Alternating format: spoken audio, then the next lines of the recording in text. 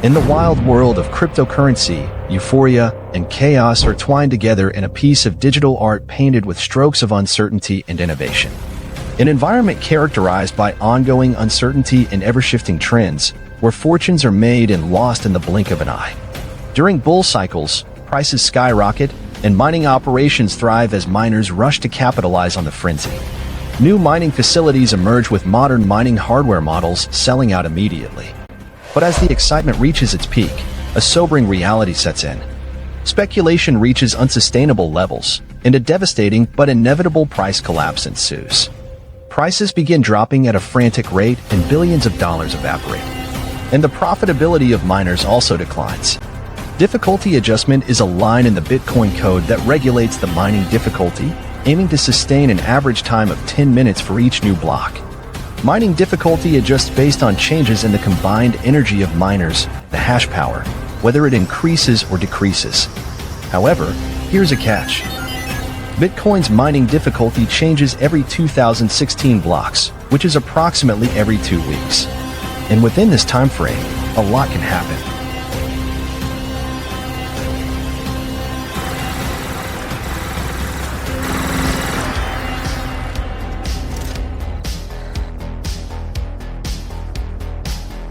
Mining can become unprofitable for the majority of participants if the difficulty grows fast or the price of Bitcoin in exchanges drops. It can also become unprofitable right after the halving kicks in. When miners anticipate losses, they can reduce their hash power or even quit mining entirely. This has been the standard procedure, with no major negative impact on the network so far. Within these economic conditions, a dire scenario has emerged, theorizing the possibility of a mass exodus of miners, enough to bring the network to a complete halt. This theory is known as the Bitcoin death spiral, a concept rooted in the delicate balance between Bitcoin's code and market forces. During bear markets, we witness mining equipment discarded and mining facilities abandoned. ASICs, which serve as the backbone of Bitcoin mining, become obsolete as technology advances, forcing miners to upgrade to newer models or risk being left behind. Miners may shut down older models, sell them for scrap, and replace them with new and profitable hardware. Miners are motivated to upgrade their hardware due to the potential for price appreciation and mining profits. However, it is uncertain if this will remain the case in the long run. Besides difficulty adjustment, Bitcoin also contains the halving event. This feature kicks in approximately every 4 years, and it reduces in half the mining rewards in terms of newly mined Bitcoins. So, with each halving, the reward from mining new blocks drops significantly. The community suggests that fees will continue to rise indefinitely to compensate for the loss that miners experience with each halving. However, this hypothesis is ambiguous since who will actually want to use a network with ever-increasing fees? This approach transforms BTC into a highly expensive network of transferring value that only a few can afford to utilize. Yet, if these few already have control over the banking sector, what motivation would they have to switch to a different monetary network? Bitcoin proponents tend to overestimate its long-term potential, as the cryptocurrency currently maintains a narrow use case: price speculation. In general, both the profit from mining and the potential for an increase in the price of BTC have been the driving force behind miners' decisions to expand and upgrade their operations. We should also take into account the fact that BTC today serves a limited purpose, while the price is influenced primarily by speculation, aggressive marketing, and unstable market forces like stablecoin Tether. For how long will miners foresee profitability under these conditions, especially when the price of Bitcoin is hovering at overheated levels, already 50,000 times higher than a decade ago? Miners profit from newly mined Bitcoins and transaction fees, while also adjusting sales of their coins' inventory depending on the price action. Their cost includes expenses such as electricity bills, land, facility, hardware, loans, and salaries, among other things.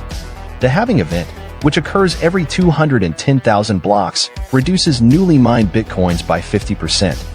This feature is designed to control the rate at which new Bitcoins are introduced and ensure scarcity over time. While each halving event has so far resulted in a surge in Bitcoin's price, it has also reduced mining rewards, severely impacting and transforming the approach Bitcoins are mined, and lately creating uncertainty for the long-term viability of mining operations. Several factors, including mining difficulty, hash power, Bitcoin's price, and transaction fees, can impact miners' profitability.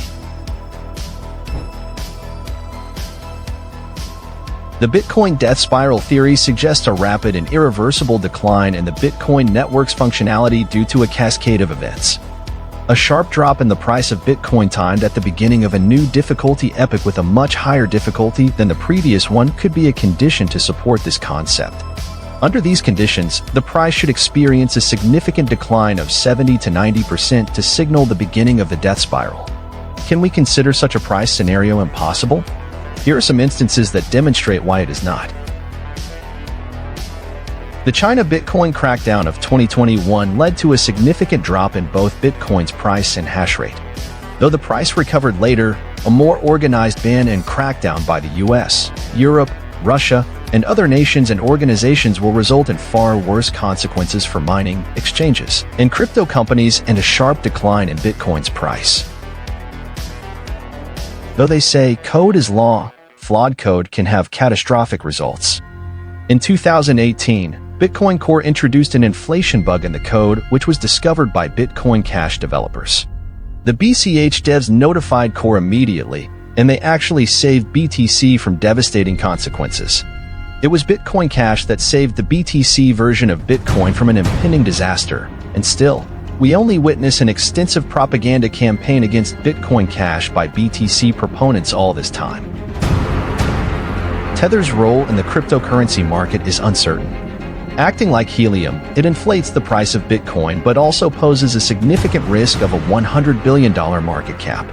Tether has been manipulating the price of Bitcoin for years, and even though this fact does not remain hidden anymore, many prominent personalities and institutions in Bitcoin endorse this scheme. Tether's practices have been marred by controversy, and it is crucial to acknowledge how it has evolved into a nuclear ticking time bomb for the entire cryptocurrency industry.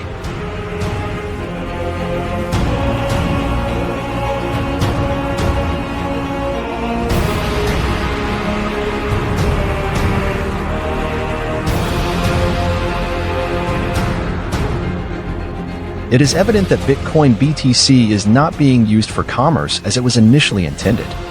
People are buying and holding BTC on centralized exchanges and other custodians, but the high fees are preventing it from being used.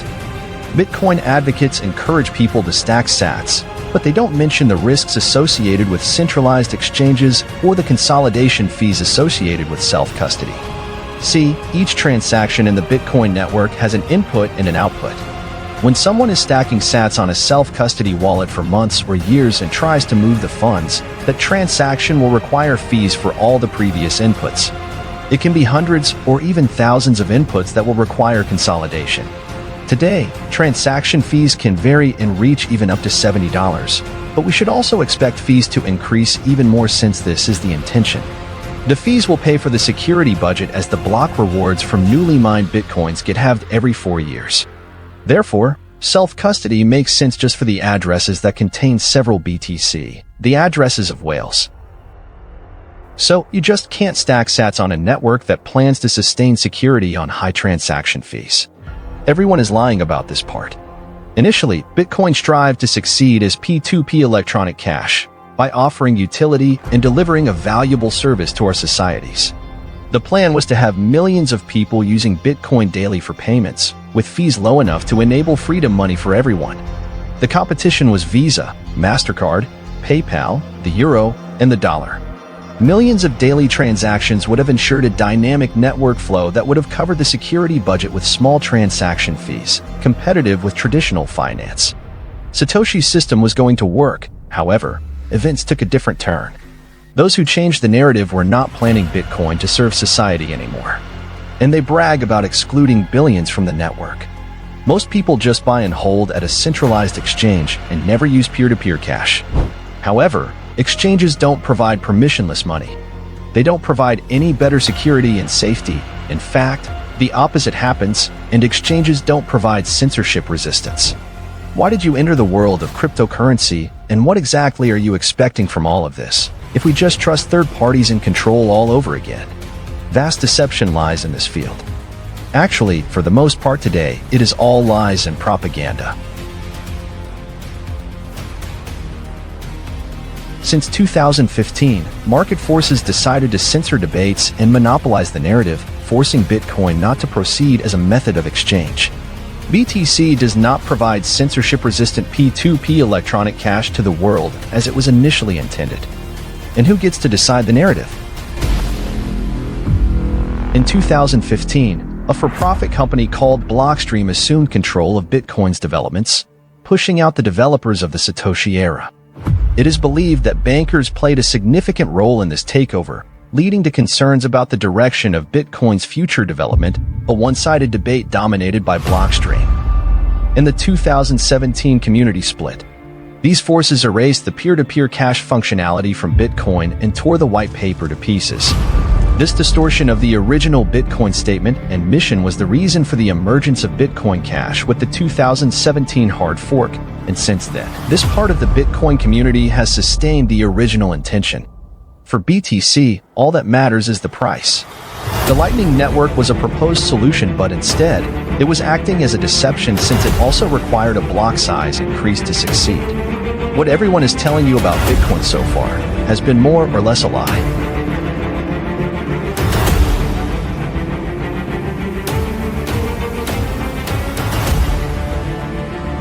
In 2021, miners were forced to relocate out of China.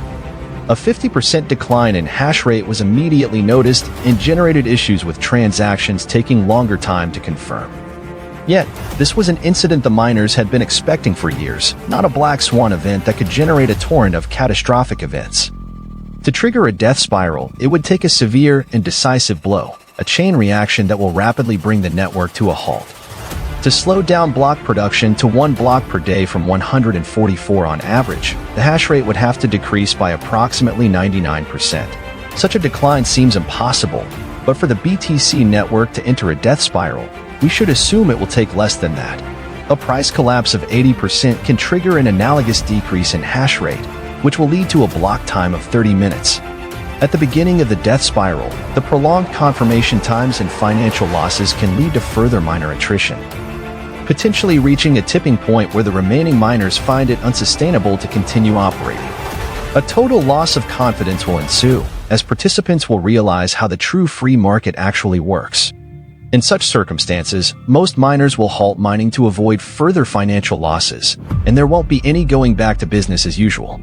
Fees will increase at this stage, and they will provide an extra incentive for miners to operate their machines.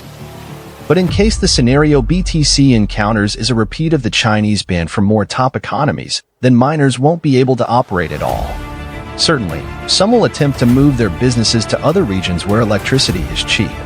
Such regions exist, but would miners risk moving to Iran in case the top superpowers like the US and Russia decide to ban mining?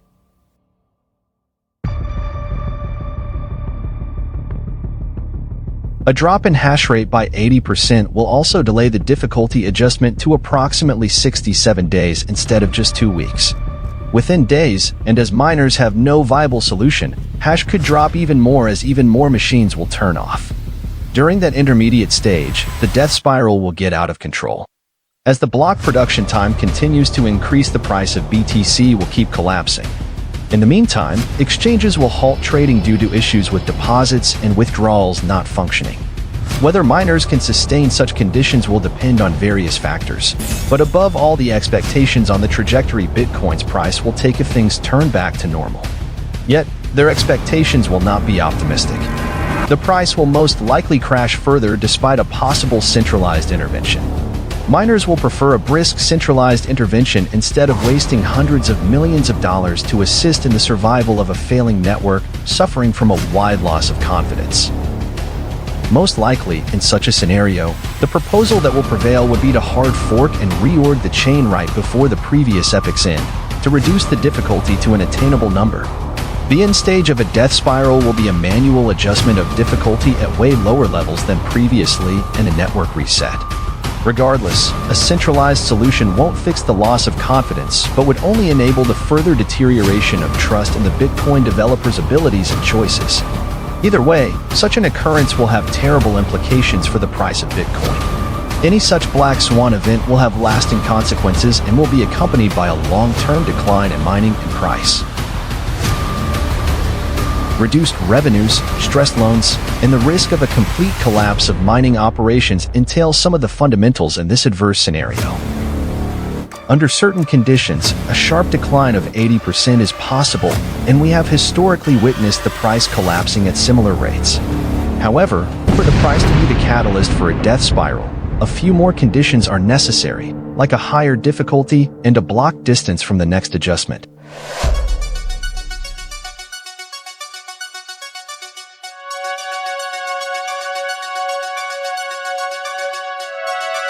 A death spiral scenario will be more conceivable in the future, perhaps right after the fifth halving in 2027. Participants unanimously understand the need for Bitcoin's price to keep increasing exponentially, but this fact could also be Bitcoin's downfall. Market forces have been manipulating the price for too long, and we are left with a network incapable of achieving any kind of meaningful adoption but a different narrative that limited Bitcoin's disruptive potential. As new technologies continue to emerge, Bitcoin may begin to appear outdated and lacking in innovation, potentially reducing its perceived value and relevance. Ultimately, the market will speak, and manipulators will face a harsh reckoning. Some suggest that Bitcoin holders would voluntarily sustain the network by transacting with significantly higher fees, an approach that will enable miners to return. However, this is not exactly what game theory suggests, as participants will not keep bleeding money indefinitely without any prospect of recovery. Meanwhile, the death spiral suggests that miners should not expect profitability, as with each halving their rewards are diminished. And since BTC is all about the price will be its vulnerability. Without a doubt, the death spiral requires specific and rare events to combine, but we also have to highlight the fact that it is a potential risk that should be acknowledged. We also have to consider that the effect of the halvings on the price has almost vanished since already more than 19 million coins are in circulation out of the 21 million. If miners lose confidence in the ability of Bitcoin's price to increase, they will not waste resources to sustain an exit from the death spiral. The miners are not planning to go bankrupt by attempting to resurrect what is damaged beyond repair. Instead of mining at a loss, they will immediately switch to other SHA-256 networks, presumably BCH, which adjusts the difficulty on each block, therefore containing no such potential vulnerability. The bailout will be to take the network down and fix it manually. A centralized intervention that Bitcoiners suggest as the last resort, just in case they got everything about game theory wrong. The arguments about the price eternally rising and game theory saving the Bitcoin network from a death spiral are equally disturbing as the fact that BTC's security budget will rely solely on high transaction fees, probably way higher than the $50 we often witness since 2017. While Bitcoin's design does incorporate game theory principles, extreme events such as a 90% price drop at the beginning of a new epoch may have the power to challenge the system's resilience.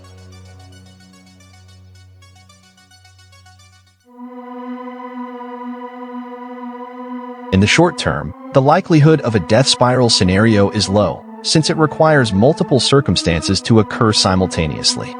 However, the most crucial aspect is the transaction fees. The current community is attempting to replace the block rewards from newly mined Bitcoins not with fees coming from millions of daily transactions, but from the higher cost of these fees. Therefore, perhaps the Bitcoin community should visit the core of the issue and question the odds of succeeding with this strategy. Maybe a death spiral will never occur.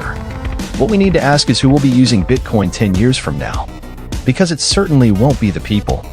In its current form, BTC is not suitable for use in commerce, payments, or internet microtransactions. Can the use case of an industrial-scale service justify high fees? And how will Bitcoin achieve this use case? We often encounter posts on social media and discussions about BTC evolving into a type of settlement layer that governments and central banks will utilize. Yet, even if we take such an argument seriously, we immediately hit a brick wall. Central banks are already launching CBDCs. They will never use anything not under their control. When unfounded and unfinished ideas like this one gain traction, they only raise suspicions about their true motives. This leads us to the usual deceptive strategies and the new narrative of BTC that does not differentiate it too much from a Ponzi scheme. Every discussion revolves around the price. A valid criticism or argument is often met with hostility and extreme reaction by an aggressive mob of maximalists, and instead of addressing the issue at hand, they resort to personal attacks, propaganda, distractions, and other deceptive and manipulative practices. You can check the comments of this video once it gains more views on YouTube and figure it out too. The possibility of a death spiral remains a topic of increasing concern and debate. As time passes and the crypto landscape continues to evolve, discussions surrounding the potential for a death spiral will become more frequent and nuanced. While the BTC maximalists dismiss the Bitcoin death spiral as mere speculation, others see it as a warning sign of deeper flaws in Bitcoin's current trajectory and reliance on market forces. Today, Bitcoin is at the mercy of Wall Street, with a community in favor of regulations, financial restrictions, censorship, and the reintroduction of trusted third parties. Unlike its revolutionary past, BTC is now mainstream, and as almost everything else has reached the mainstream, it has been corrupted. Whether it is due to greed, speculation, or incompetence, the likelihood of a death spiral remains a sobering reminder of the volatility and uncertainty inherent in the world of cryptocurrency. As the debate rages on, one thing is clear: the future of Bitcoin hangs in the balance.